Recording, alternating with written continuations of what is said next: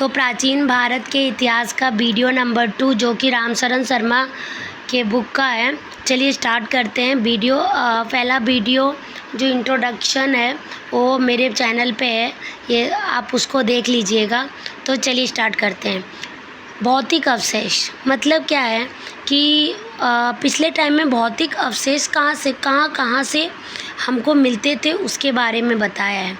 तो टीले की खुदाई 2 प्रकार से की जाती थी। मतलब टीले की खुदाई करने से जो भौतिक अवशेष है वो मिलते थे। तो टीले की खुदाई 2 प्रकार से की जाती थी। अनुलम मतलब कि वर्टिकल सीधे दिशा से, और दूसरा है क्षैतिज यानी कि हॉरिजॉन्टल।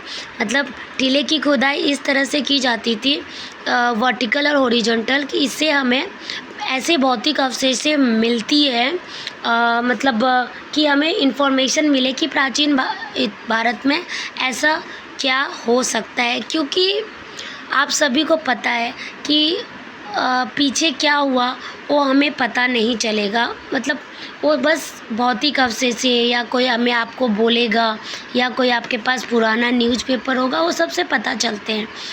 दूसरा है, दक्षिण भारत में कुछ लोग मृत व्यक्तियों के शव के साथ औजार, हथियार, मिट्टी के बर्तन भी कब्र में रखते और उसके चारों ओर बड़े पत्थरों को खड़ा कर उन्हें दफनाया जाता है।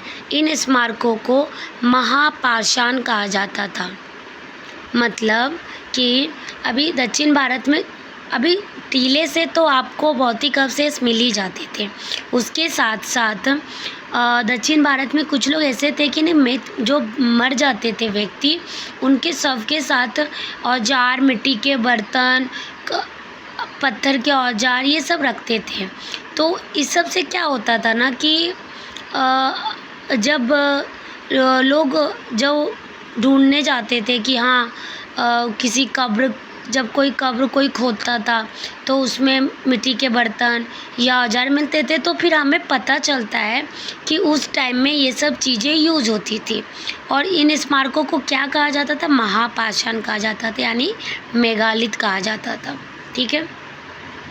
अब एक सबसे इम्पॉर्टेंट चीज़ है C14 यानी कि कार्बन 14। ये क्या है?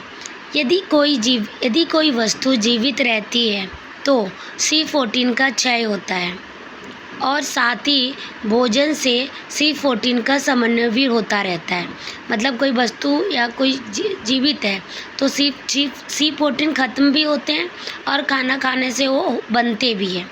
जैसे हमारे शरीर में ब्लड होता है, वैसे किसी प्राचीन वस्तु से विद्यमान C14 में आई कमी के माप कर उसका काल निर्धारण किया जा सकता है।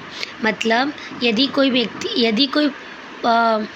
व्यक्ति मर गया है, किसी का डेथ हो गया है, तो उसके में जो C14 की मात्रा होगी उससे पता चल सकता है कि ये व्यक्ति कब मरा है, कितने साल पुराना है, मतलब पता चलता है।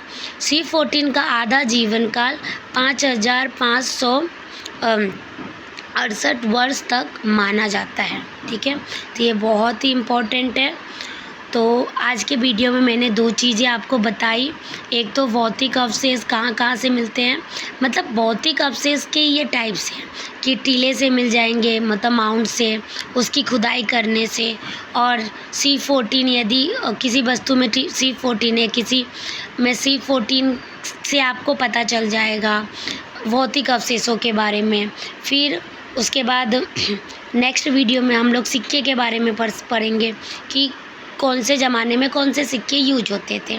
तो आज के वीडियो में इतना ही है, मिलते हैं नेक्स्ट वीडियो में।